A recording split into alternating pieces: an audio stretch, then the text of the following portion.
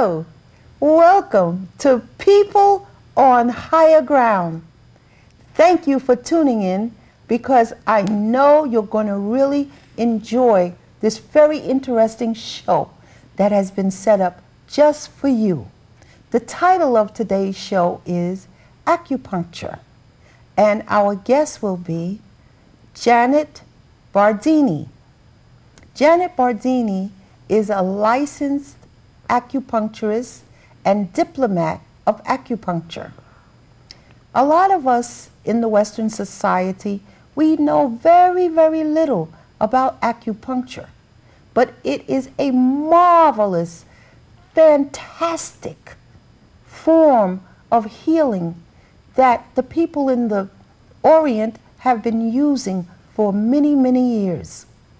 So sit back and relax and enjoy the subject of acupuncture.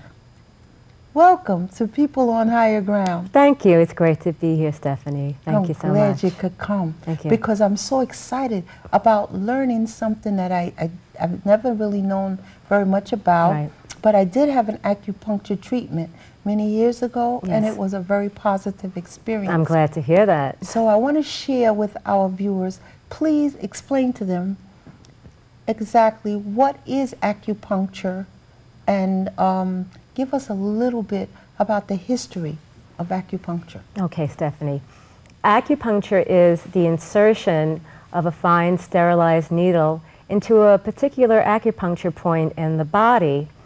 We have certain meridians that run through the body. We kind of call them like a road map. You can't see them, but in these meridians, there are acupuncture points that are specific to what the acupuncture will do for that body, for the body. And through these meridians, there is a substance that runs that's called qi. We've heard a lot about qi in the news, about acupuncture. Qi basically means life force energy.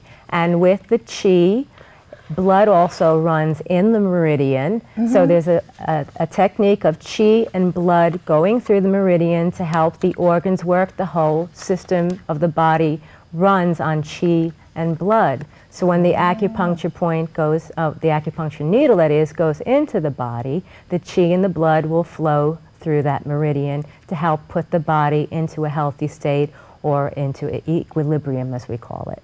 Oh. And acupuncture has been around for probably about 2,000 years.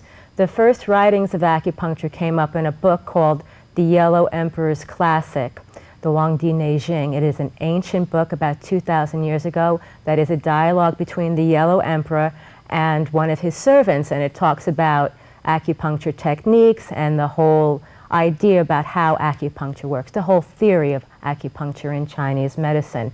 Also, there was a couple of other ancient classic books that were written. One is called the Shan Han Lun. The Shan Han Lun was written about 1,000 years ago, I believe, in response to an epidemic that went through northern China that wiped out a majority of the population in northern China.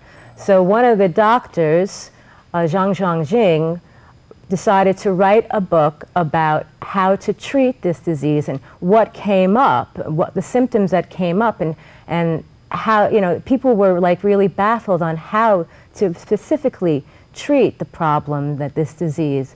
So that was one book. And then another book was written a couple of hundred years later called the Wen Bing on warmth disease. And that was also another problem that came up, except it was in southern China.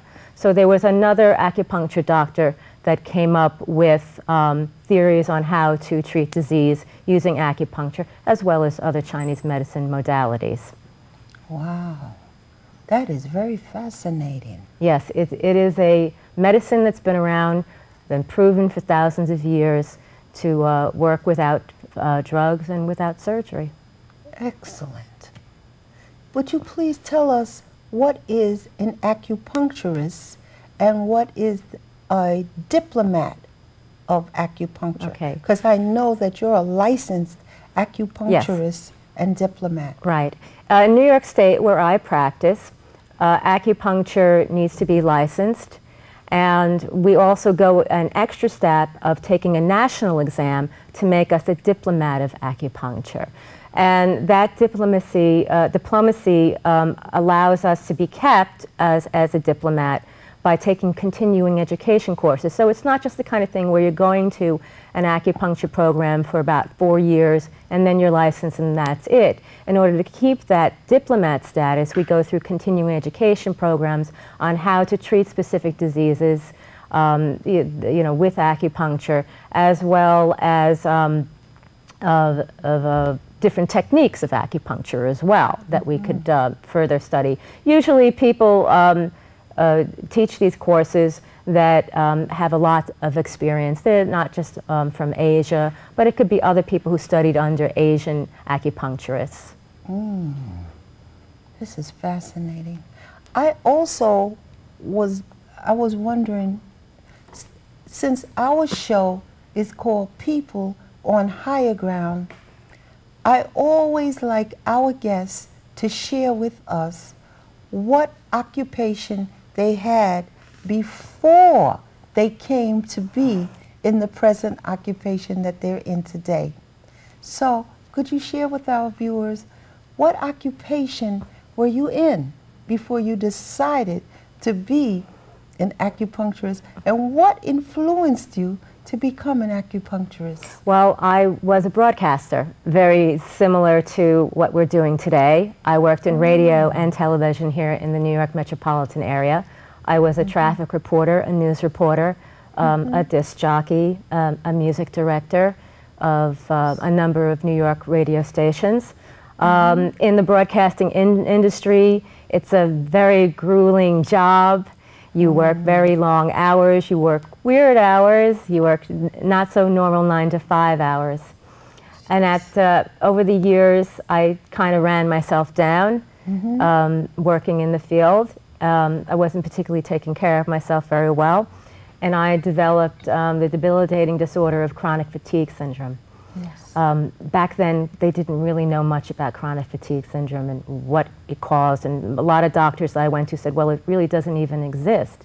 So how could I treat it? So I was determined not to let this, kick me in the butt, because I wasn't about to become disabled.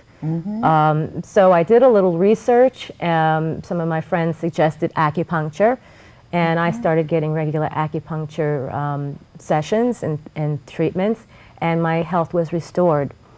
And as I was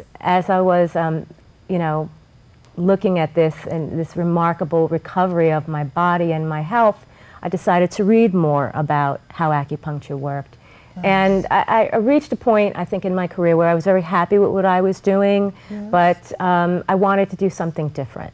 Yes. And I always say that acupuncture found me, I didn't find it. Yes. So I pretty much gave up broadcasting, went back to school, studied at the Pacific College of Oriental Medicine here in New York, and a Master of Science program. Did an internship at St. John's Riverside Hospital in Yonkers in Westchester County. And that's been my inspiration. I've been practicing in the Bronx and in Westchester now for about 6 years. Wow. That is fantastic.